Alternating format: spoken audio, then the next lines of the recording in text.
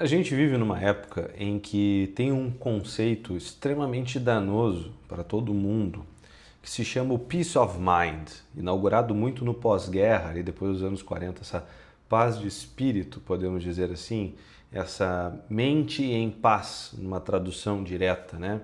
Ah, Diego, o que eu quero é paz. Diego, o que eu quero é essa tranquilidade, eu quero essa paz no meu coração. É por isso que eu vim para a terapia, por isso que estou aqui, né, consultando contigo, porque eu quero paz. Esse é o objetivo. Só que isso aqui, se a gente for analisar esse tipo de questão, ela vem realmente de uma transformação, de uma mudança cultural que na verdade é muito problemática e que leva a consequências muito devastadoras. Hoje em dia mesmo, é nisso que eu quero falar nesse vídeo hoje. Em algum momento da nossa história, o que acontece? A gente deixa de se perguntar como eu devo viver e passa a se perguntar como eu passo, como eu passo a me sentir melhor comigo mesmo.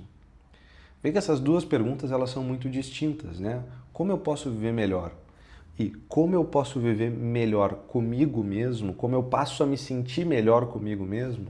No primeiro, tem muito mais uma postura de ir para fora, muito mais de uma missão, muito mais de realmente para um objetivo para fora de mim. Enquanto no outro ele é muito mais interno. Ah, é como eu vou me sentir melhor com a minha consciência e assim por diante.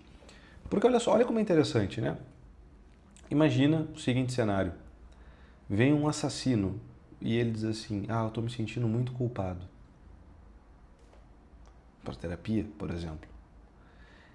De um modo meio absurdo, hoje em dia, as terapias, as soluções, o mercado de autoajuda, o mercado do paliativo da dor, né? Essa coisa de tipo assim, ah, pare de sofrer. O problema é porque você está sofrendo. O problema é o sofrimento.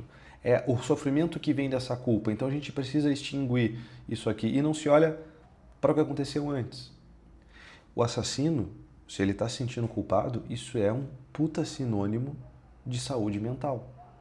Isso eu vejo muitas vezes dentro do consultório, a pessoa me diz assim, ah, eu fiz uma coisa errada, Diego, eu estou me sentindo mal. Eu digo, tá, beleza, nisso tu não precisa me ajuda, né?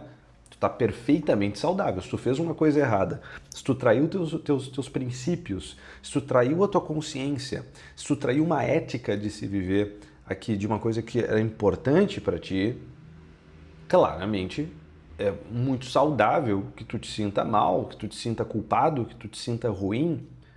Não é? A solução diferente disso seria uma anestesia da própria consciência, que é uma das consequências que a gente vê hoje na cultura vigente.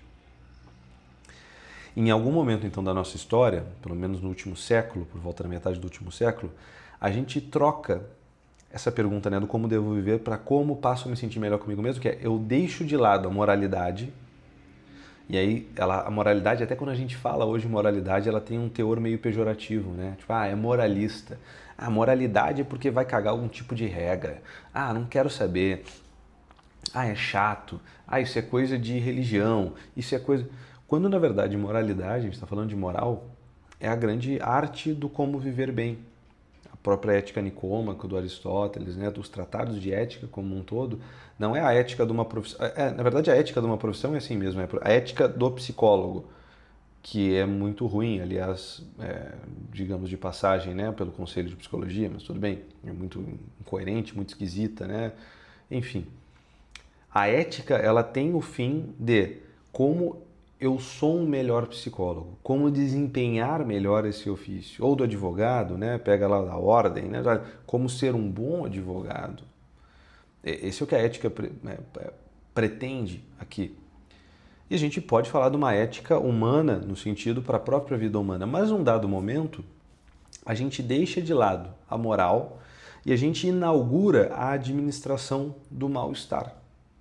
Agora, já não procuro mais um modo de se viver que realmente me conduza à felicidade, que me conduza ao bem, com B maiúsculo, a gente pode dizer assim, mas eu quero começar a administrar o meu mal-estar. Se isso me faz... Aí entra aquelas frases, né? Ah, se faz, né? Se te faz sentir, faz sentido, né?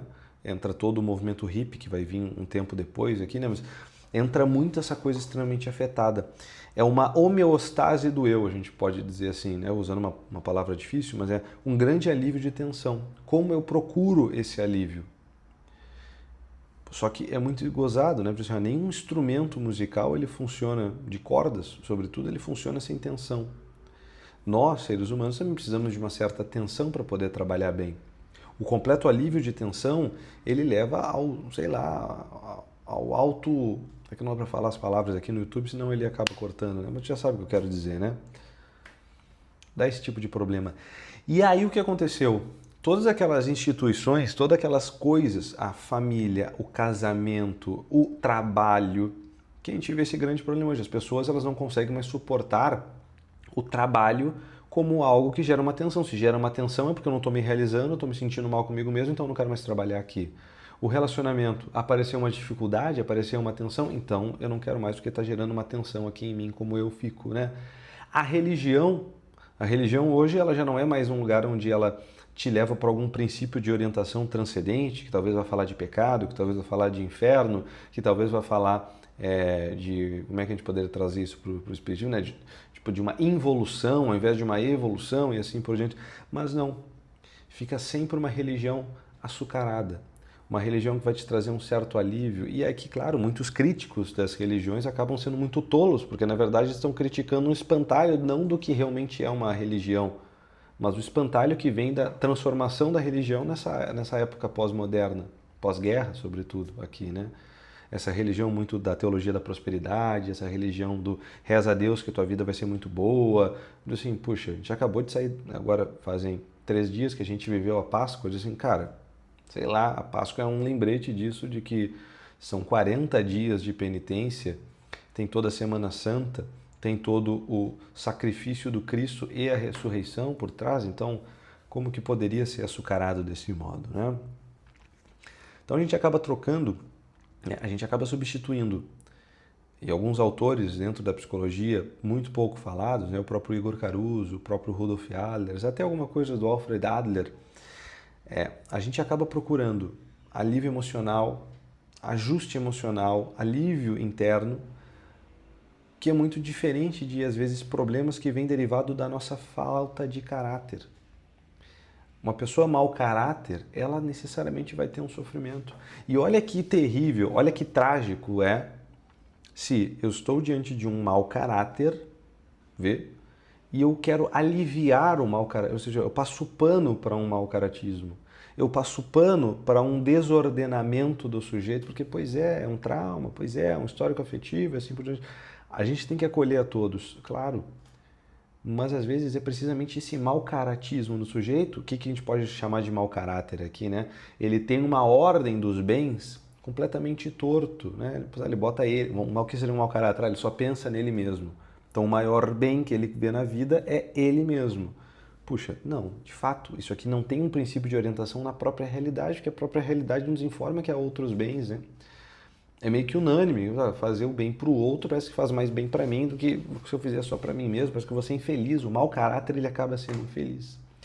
Viver segundo o amor próprio, uma pessoa que, mas hoje também se fala, né? Porque isso é falta de amor próprio e tal. Não, às vezes a falta de amor próprio é uma forma burra de falar de assim, cara, te falta coragem para colocar limites para que as coisas funcionem melhor, porque sem limites as coisas não têm forma, e se não tem forma não tem unidade, se não tem unidade elas não funcionam.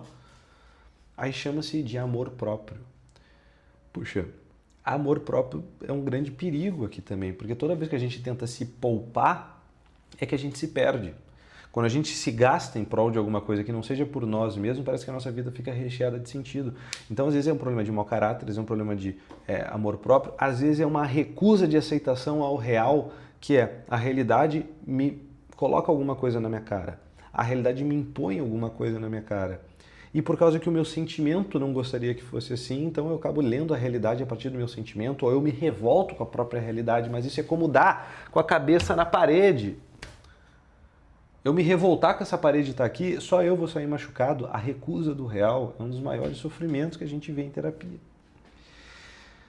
E quem é, portanto, esse maior acusador desses problemas, do mau caratismo, do amor próprio, da recusa ao real, senão a nossa própria consciência? A nossa consciência é esse juiz que está constante, que é nós mesmos, né? Que está constantemente dentro de nós dizendo assim, ou age certo, procura o bem, sai do mal, para de fazer mal. E aí essa consciência ela acaba cada vez mais gritando, operando em modo de emergência e a gente procura o quê? Anestesia. E aqui a gente vai falar de fugas para a questão de hábitos e que a gente fica ocupando a nossa cabeça com outras coisas. A gente vai falar para a questão do sexo desregrado, o uso de drogas, questões afetivas muito esquisitas, a questão sexual, uma bagunça braba, uma série de estímulos para que eu não escute a voz da minha consciência, que todo mundo tem. Isso aqui é mais antigo que cagar sentado. A voz da consciência, a traição da própria consciência. E por isso que há tantas pessoas infelizes. E a dor que a nossa consciência nos impõe é muitas vezes essa dor de desempenar, está nos desempenando. A dor muitas vezes ensina, a dor muitas vezes nos leva a uma catarse. A dor muitas vezes nos ajuda a entrar por vias mais fluidas, por vias mais menos pegajosas, menos doloridas até, inclusive. Olha como é gozado, né? A dor me ensina a não doer mais de algum modo. Porque às vezes está doendo porque eu estou no lugar errado. Dizem, cara, eu estou sentando em cima de um espinho. Sai daí, cara, para de sentar. Não, mas eu queria que o espinho não doesse. Ué, mas o espinho dói. Mas tu está sentado no espinho. Não, mas eu queria que o espinho não doesse. Não é assim, né, cara? Já vai dizer o ditado latino, si vis pacem para bellum, né? Se tu queres a paz, te prepara para a guerra.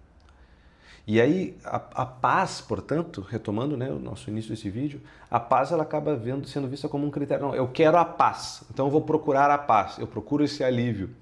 Só que a paz, a partir desse ditado latino que a gente fala, ela é consequência de algo, ela é consequência da ordem, ela é consequência de outra coisa. A paz ela não é conquistada a partir de vou procurar a paz. Não tem como, né? Se vis pacem para bellum, tu te prepara para a guerra, tu está preparado para uma guerra, e aí vem a paz, essa paz de quem está preparado, de quem se organizou, de quem se ordenou, de quem ficou reto. Essa acaba sendo a consequência. Então a paz é um colateral da procura por outros bens de ordem, principalmente, que ordena a tua vida, deixa reta a tua vida. Às vezes é uma questão de caráter mesmo, né? Eu não acredito numa psicologia de alívio de tensões, de modo algum, porque às vezes é justamente na tensão que a gente cresce. É na tensão que a gente consegue tocar essas notas mais belas na nossa vida, né? Às vezes, sem tensão, é só um violão desafinado. Né? Não toca nada, não presta para nada. Tá bom?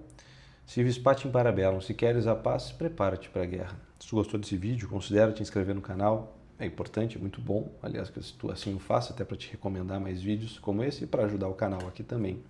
Comenta aqui embaixo, fica à vontade, curte esse vídeo, fica com Deus, não faz nada que eu não faria. Até a próxima. Tchau, tchau.